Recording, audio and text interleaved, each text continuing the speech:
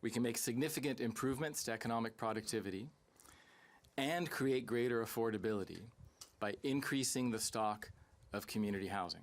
Ottawa's getting pitched to spend more on housing, but affordable housing advocates aren't just making moral arguments.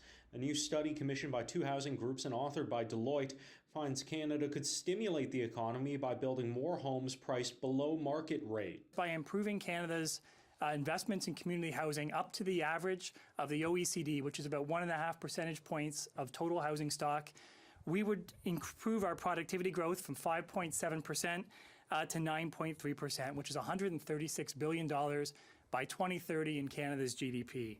Right now, Canada has one of the lowest rates of community housing among developed nations, below even the United States.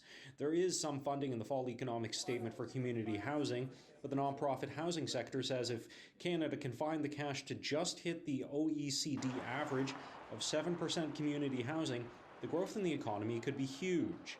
So a one-time investment of $120 billion over 10 years adds $67 to $136 billion to the economy each year after we reach that target. Meanwhile, the federal housing advocate is raising the alarm about housing in Inuit communities. These communities don't need to be studied because nothing is getting better.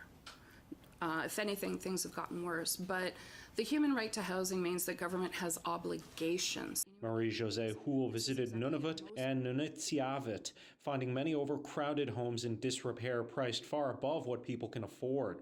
Rent for a single-bedroom apartment in Iqaluit is well over $2,000 a month, while those fortunate enough to own homes face high costs for repair and a lack of access to insurance.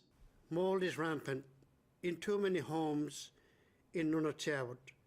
In fact, we have the highest instance of mold in all of Inuit Nunavut.